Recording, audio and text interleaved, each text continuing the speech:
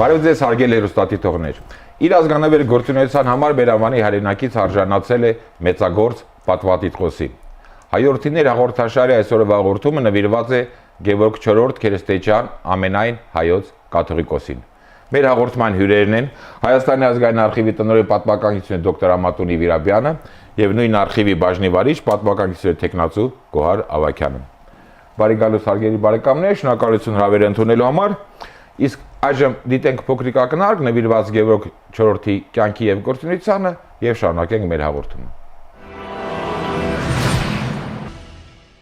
Ամենայն հայոց կաթողիկոս Գևորգ IV Քերեստեջյանը ծնվել է 1813 թվականի հուլիսի 5-ին Կոնստանդնուպոլսում։ 1827-ից 29 թվականներին սովորել է Գումգափուի պատրիարքական ժառանգավորած վարժարանում։ 1830-ից 35 թվականներին եղել է պատրիարքարանի քարտուղար։ 1835-ից 44 թվականներին Պոլսի եկեղեցիների քարոզիչ։ 1844-ից 58 եւ 1861-ից 66 թվականներին Բրուսայի թեմի առաջնորդ։ Նրա ջանքերով է ստեղծվել Պոլսի առաջին հայկական եկեղեցական երգչախումբը։ 1848 թվականին Ներսես 5-րդ աշտարակեցու կողմից ձեռնադրվել է եպիսկոպոս։ 1858-ից 60 թվականներին եղել է Պոլսի պատրիարք։ 1866 թվականին միաձայն ընտրվել է ամենայն հայոց կաթողիկոս։ Ծավալել է շինարարական լայն գործունեություն, վերակառուցել է Օշականի Սուրբ Մեսրոպ Մաշտոցի եկեղեցին, նպաստել է դպրոցական համակարգի զարգացմանը։ Ռուսաստանի Ալեքսանդր II կայսեր թույլտվությամբ հիմնել է Գևորգյան ճեմարանը։ Լինելով հմուտ շարականագետ, միակերպություն եւ կանոնավորություն է մտցրել հոգեվոր երաժշտության մեջ։ Հիմնել է Արարատ ամսագիրը,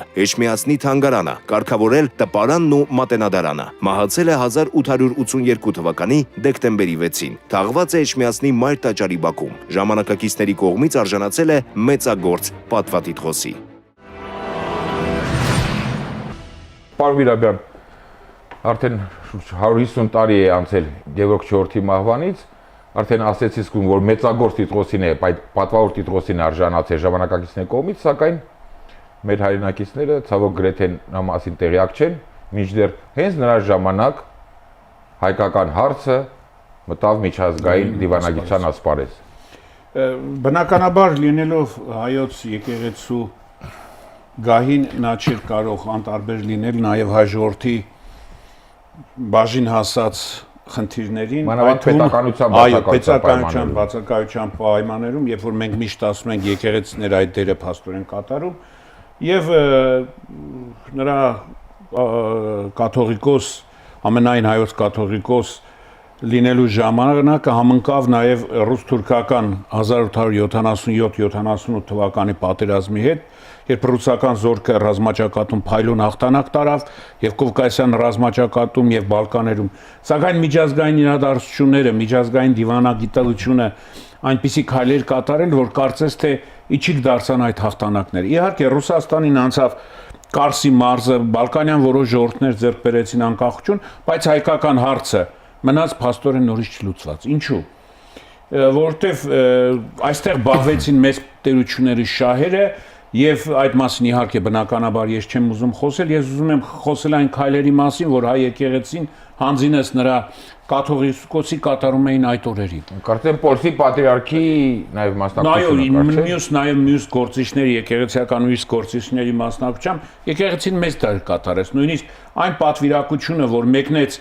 Բերլին վեհաժողովին մասնակցել էր բաղկացած էր փաստորեն եկեղեցիականերից, Խրիմյան հայրիկի ղեկավարությամբ։ Հայոց հայկական հարցը Գևորգ IV-ի աջակցությամբ բնականաբար մենք միայն խոսում ենք հայոց հարցի մասին, հայկական հարցի մասին, բայց խնդիրն այն է, որ պատերազմը նաև արհավիրիկներ էր բերում, մեծ քանակությամբ գաղթականներ, մեծ քանակությամբ խնդիրներ, որոնք եւս կարծես թե եկեղեցին պետք է լուծեր, որտեղ պատերազմի պատճառով մեծ քանակությամբ արևմտյան Հայաստանից գաղթականներ էին տեղափոխվել, միաժամանակ օգտվելով պատերազմին ձեռնած այդ հնարավորությունից թուրքական օսմանական կառավարությունը հայ բնակչության նկատմամբ իր ճնշումները, որոնք միջև այդքան էլ քիչ չէին սարսափելի աշխարհի հասան։ Գաղթականներին սատարելն ու տերություն անելը նույնպես կաթողիկոսի նույնիսկ նա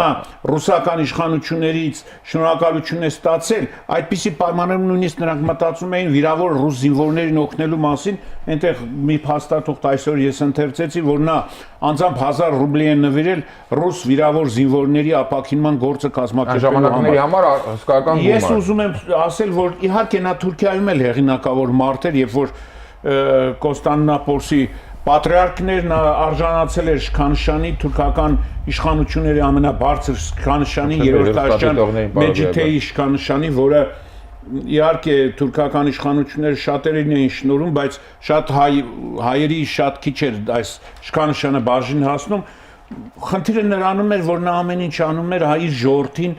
պահպանելու համար, բայց իրադարձությունները այնպես դասավորվեցին, մենք գիտենք, որ Բերլինի վեհաժողովում այն ինչ որ Սայն Ստեֆանովում էր պայմանավորվածություն թուրքական իշխանությունների եւ Ռուսաստանի միջև պայմանագրի համաձայն ձեռք բերել, կարծես թե գլխի վայր շուրջ եկավ։ Բոլոր դեպքերում եկեղեցի եւ կաթողիկոս իրենց անելիքներ արեցին։ Իրենց անելիքն անում էին եւ ժողովրդի հիշողության մեջ դրսա եւս որպես մեծագործ կաթողիկոս սա եւս մնաց նրա հիշողության մեջ։ Շնորհակալություն։ Տիկին Ավագյան,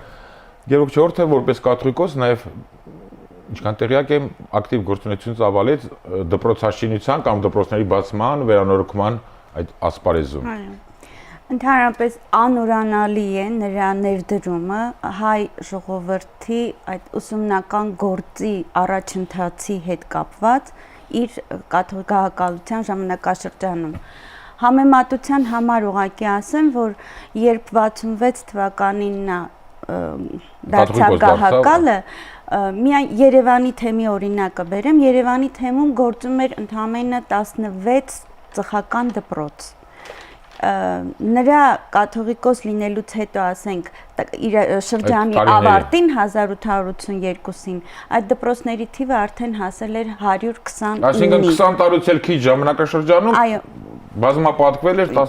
տասնապատկվել եւ ընդհանրապես մեր մոտ ազգային արխիվում պահպանվում են տասնյակ կոնդակներ, որոնցով նա հորդորում է այս կամ այն գյուղի համայնքին, որպեսզի անպայմանորեն նրանք իրենց եկեղեցում կից բացեն ծխական դպրոցներ։ Շատ բարձր նշանակություններ տա, ընդհանրապես նրա խոսքերով ասած, լուսավորությունը այն մտքի լուսավորությունը այն դեղն է, որը կարող է բուժել ազգի ցավերը։ Եվ 1800 Շատ գեղեցիկ եւ դիպուկ է ասել 67 թվին նրա կոնդակով ստեղծվեց ուսումնական խորհուրդ, որը 1 տարի անց սեղանին դրեց ծխական դպրոցների առաջի կանոնադրությունը։ Այսինքն նման խորհուրդներ ուսումնական այդ հարցերով չի եղել։ Ծխական դպրոցների համար առանձին կանոնադրություն չկար։ Եվ նա ըստ էության Պալաժենիայով ընձեռնած հնարավորությունը միանգամայն կյանքի կոչեց, ըստ որի յուրաքանչյուր, ասենք, եկեղեցի կարող էր իրենքից ունենալ ծխական դպրոց եւ պետք է ասել, որ շատ հաջողությամբ կարողացավ իր այդ ձեռնարկը գլուխ բերել։ Ինչ խոսք, լուսավորության տարածումը շատ կարևոր գործառույթ է մանավանդային տարիներին։ Օրինակ շատ են կոնդակները, որոնցով նա ինքը հորդորում է ծխական դպրոցներ բացել։ Իսկ այս մի կոնդակը ուղղակի Հապնագյուղի հասարակությանն է ուղարկված, որով նա գյուղի ծխականները իրենք են նախաձեռնող իբրև հանդես եկել, որպեսզի իրենց գյուղում դպրոց բացվի եւ նա կոնդակով իր շնորհակալությունն է հայտնում, որ գյուղի ծխականները այդպիսի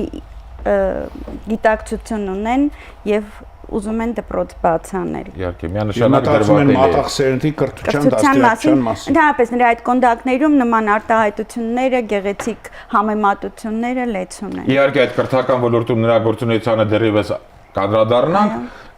Պարոն Վիրաբյան, Գևորգ IV կաթողիկոսը նաև հիմնադրեց կամ նրա օրոք հիմնադրվեց Արարատ ամսագիրը, որը ինչքան տեղյակ եմ, այն ժամանակ ամբողջ աշխարհում միակ հայագիտական ամսագիրն է։ Ճիշտ է, աստվածաբանական, կրոնական նյութերը կային, սակայն նաև այդ ուղղությամբ հիմնադրվեց։ Երբ հիմնադրվեց Արարատ ամսագիրը, կարող եք զարմանալ, որ Անդրկովկասում ընդհանրապես մամուլի եւ հայերեն եւ այլ լեզուներով 5-ից չէր անցնում։ 5-ից 10-ը բացվում, փակվում են եւ 10 անուն օրաթերթ ամսագիր դեռ չկար։ Եվ մի մտածեք, որ այդքան հեշտ էր ամսագիր հրատարակել։ Ամսագիր հրատարակելու համար անհրաժեշտ էր առաջի հերթին ռուսական իշխանությունների համաձայնությունը, Կովկասի փոխարքայի համաձայնությունը եւ Գևորգ IV կաթողիկոսը անձամբ է դիմել ռուսական իշխանություններին, որպեսզի նրանք թույլատրեն։ Եվ այդ թույլատրությունը ոչ թե մեկ ամսում երկու հետ անձամբ հանդիպել է այդ հարցով, չէ՞։ Եվ այդ հարցը, այո, բարձրացրել է այդ հարցը եւ խնդիրը նա էր, որ փաստորեն ոչինչից պետք է ստեղծվել։ Ընդհանրապես Արևելյան Հայաստանում այդ ժամանակ տպագիր հրատարակություններ համարյա չկային, կամ բացվում էին Երևան քաղաքում 1-2 տարի գոյություն էին ունենում, նորից փակվում էին։ Բայց Արարատ հանդեսը երբ որ տպագրվեց, ես կասեի որ նա հետագայում հայագիտական դարձավ։ Սկզբից նա եկեղեցիական էր։ Բնական է, այսպես է պետք է լինի։ Բնական, եթե նա ի սկզբանե այսպես հայագիտության խնդիրներ բարձրներ, ցարական իշխանությունների կողմից խնդիրներ կառաջանար, որտեվ նա գրաքննության էր ենթարկվում։ Սինոդը ուներ դատախազ, դատախազը, որ նաև միաժամանակ գրաքննիչ էր, եւ գրաքննիչներ են եղել տարբեր մարդիկ, զարմանալի է մտավորականներ, որոնք մենք գիտենք որպես գրողներ, բանաստեղծ, հաճախ նրանք եկել են որպես գրաքննիչ աշխատելու էջմիածնում, եւ որպես գրագետ առաջանալ, բայց նա իր դերը կատարեց, գիտեք ինչ, այդ ամսագրի գիտեք ինչ, մի սերունդ դաստիարակեց լրագրողների,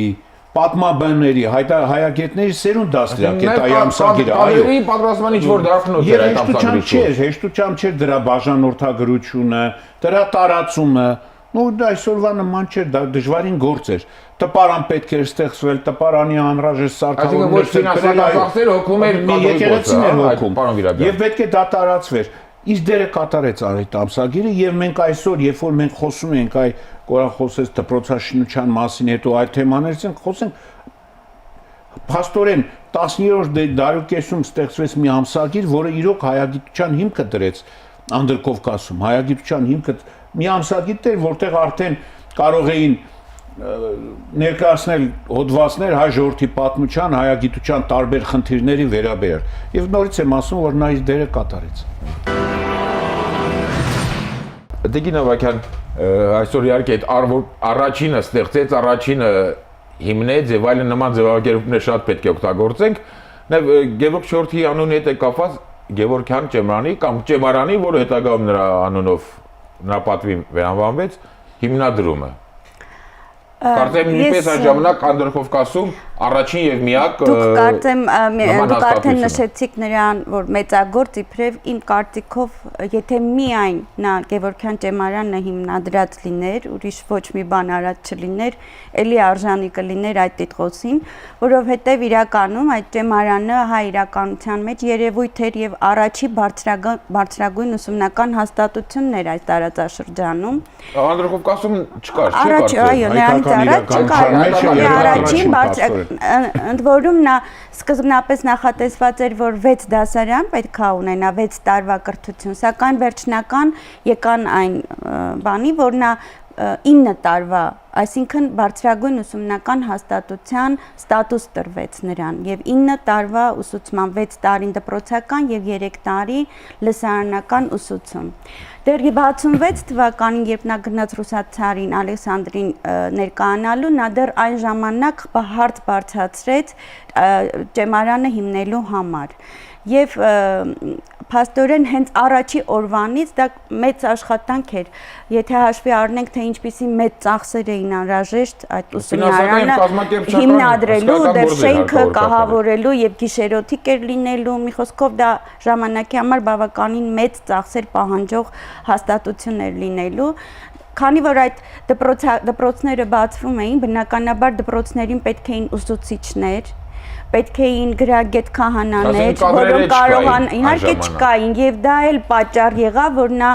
հնարավորինս արագ հոգեվոր էր, բայց միաժամանակ նաեւ բացի հոգեվոր գործիչներ պատրաստելուց քահանաներ, բացի քահանաները, նաեւ եպիսկոպոսների կադրեր են պատրաստում։ Մեր կաթողիկոսներից երկուսը առնվազն ավարտել են Գևորգյան Ճեմարանը։ եւ շատ նշանավոր հասարակական գործիչներ, հայագետներ, Հրաչյա Աճար, եթե սկսենք թվարկել, բավականին ավելի տեսահակաշատ են, ասենք, դրանք եղել եւ դժվար է եղել այդ գործընթացը բնականաբար։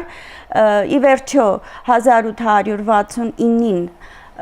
համաձայնության են եկել նախնական, որ պետք է ստեղծի եւ 69 թվին Ճեմարանի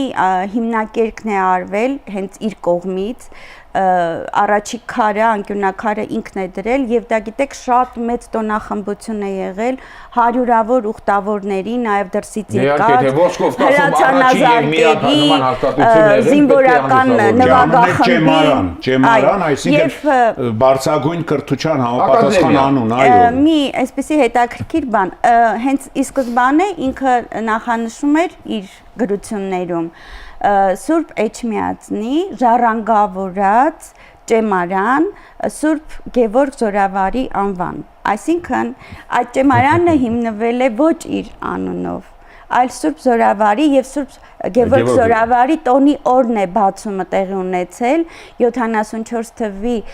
սեպտեմբերի 28-ին Գևորգ Զորավարի եւ կաթողիկոսի անունները համընկնել են։ Դա գիտեք ինչ, արդեն իր տարիների ընթացքում ժողովուրդը սրբագրեց եւ կոչեց ուղակի Գևորգյան Ճեմարան եւ շատ կարծում եմ, որ արդարացիորեն Ճեմարանի անունը արդեն անմիջապես վեհապարի անվան հետ է կապվում։ Եվ բարեբախտաբար հետագա տարիներին այդ Ճեմարանը ավելի զարգացավ եւ անպայման նշեց, որ նա կարողացավ այնպիսի ուսուցչական կազմ ընտրել, որն իրենց գիտելիքներով, իրենց մանկավարժական կարողությամբ նրանք պակաս չէին համալսարանական դասախոսներից եւ դրանք նշեց Հրաչյա Աճարյան, Ժամանակի Մանուկ Աբովյան, ժամանակի Ճեմարանի շրջանավարտները 6 լեզու էին տիրապետում եւ հին լեզուներ, լատիներեն, հուներեն եւ նոր լեզուներ, ասերեն, հայերեն, գերմաներեն, ֆրանսերեն։ Ճեմարանի շրջանավարտները 6 լեզու տիրապետում են։ Այո, 6 լեզու ուսումնական ծրագրի մեջ կար։ 6 լեզու հետագայում նաեւ հրեերեն նրանք ովքեր հոգեվորական պետք է դառնային շրջանավարտները բավականին ոչ նախանձելի վիճակում են, եթե 6 լեզու են տիրապետել շրջանավարտները։ Դրա համար նրանք հեշտությամբ եվրոպական համալսարաններ էին ընդունվում։ Գերմանական, շվեյցարիական, ֆրանսիական մեծ մասը շրջանավարտների մեծը իրենց կրթությունը հետագայում շարունակում են։ Աքսել Բակուն, Ծավեթիկ Իսահակյան, Ավետի Սահարոնյան, Դրոն Կանայան, Ստեփան Կանայան, հավանաբար մեկ հաղորդումը չի բավականացնի։ Իհարկե չի բավականացնի։ Պարոն Իրաբյան,